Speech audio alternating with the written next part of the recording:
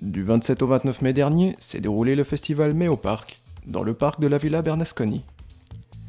En parallèle, s'est ouvert le festival Poussière du Monde, qui lui durera jusqu'au 13 juin.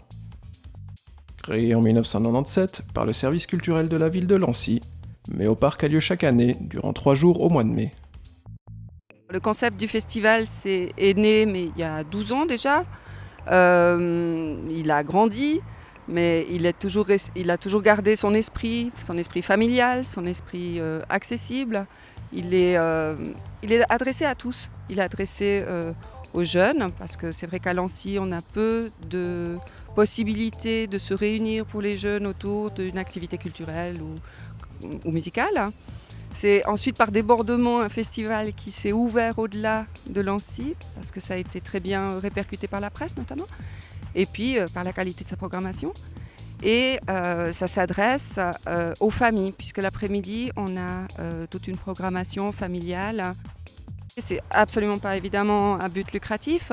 L'idée, c'est de faire participer des associations lancéennes pour qu'elles puissent pour aider à leur fonctionnement. Le festival se démarque par une programmation musicale spectaculaire et variée, aux résonances internationales. Le festival Méo Parc, pour nous, dans notre tête, c'est un événement qui défend un certain type de musique. Alors, l'intitulé, c'est toujours compliqué, les intitulés musicaux. Pour nous, on défend la musique acoustique, festive, traditionnelle. C'est-à-dire qu'on cherche des groupes qui donnent en effet cette ambiance un peu festive, collective et tout ça, mais sur des vrais instruments, dans la tradition du bal populaire, dans la tradition d'un engouement collectif. Et donc on cherche des groupes évidemment qui font du festif, donc du rythmé et tout ça, mais qui ont aussi le souci de la mise en scène, du visuel, parce que on a de plus en plus de concerts où on s'embête finalement, où les musiciens jouent comme dans leur local, et nous on cherche au contraire, non pas des concerts mais des spectacles. Dans ce festival, il y a une dimension sociale, vu qu'on emploie les travailleurs sociaux, on emploie des jeunes qui sont en réinsertion. On a cette dimension sociale qu'on peut vendre aux groupes qui ont justement en eux aussi une dimension un peu engagée et militante dans leur démarche artistique. Un peu en contrebas, dans le parc, se tient le festival Poussière du Monde, sous les yourtes installés pour l'occasion. Poussière du Monde s'occupe de toute la programmation qui a lieu dans les yourtes. C'est un lieu un petit peu exotique, qui est en contrebas de la villa, sur l'air, un petit peu excentré par rapport au chapiteau, et qui a une programmation qui s'appelle justement Poussière du Monde, qui va chercher en Inde, au Pakistan, des sons différents. En plus des concerts, les deux festivals réunis proposent de nombreuses animations tout public dans le parc. À cela s'ajoutent les stands de cuisine du monde et autres buvettes proposées par les associations locales. C'est de la musique, en tout cas pour ce qui concerne les concerts du soir dès 19h.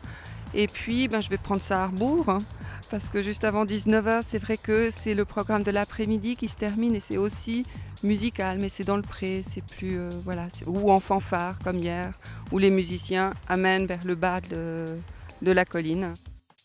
Il y a des moments sinon de marionnettes, de jonglage. Il y a la participation des associations, des maisons de quartier. Cette année des terrains d'aventure, des associations d'élèves qui proposent des animations qui ont toujours énormément de succès aussi. C'est une manière de faire participer les gens et puis aussi de travailler ensemble, ça c'est très très important. Méo Parc propose aussi des spectacles pour enfants, également dans un esprit de découverte et d'interculturalité. Nous nous sommes rendus à la représentation de Nomi Nomi, présentée sous la tente par 2 artistes, l'une francophone, l'autre germanophone.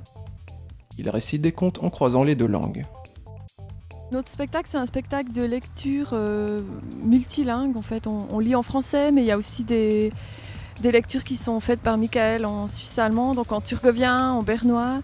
Et il y a beaucoup de jeux sur la langue, les mots, la sonorité, et qui sont bien sûr adaptés aux enfants. Ce qu'on peut dire, c'est que c'est une littérature orale. C'est pas vraiment des textes qu'il faut imprimer, c'est des textes qu'il faut dire, ou lire, ou jouer, ou chanter, ou hurler, ou réciter. C'est une sorte de littérature orale qui est très bien pour, je disais même pas seulement pour un jeune public, pour tout public. Ce festival est le résultat d'une collaboration entre mélomanes, passionnés par les rencontres interculturelles, et de nombreuses personnes issues du tissu associatif lancéen. On a créé une équipe autour du festival et les gens avec qui on aimait travailler, et c'est avant tout On a beaucoup de bénévoles, donc c'est avant tout des gens très volontaires qui ont envie de donner d'eux. Donc on n'est qu'avec des gens très sympas finalement. Et puis je crois qu'on fait ce travail pour ça aussi, pour ces ambiances d'équipe. Alors pendant 72 heures ou pendant 4 jours, on ne dort pas, mais et ça crée évidemment cette complicité, ces moments magiques. Rendez-vous jusqu'au 13 juin au festival Poussière du Monde, sous les yourtes dans le parc Bernasconi.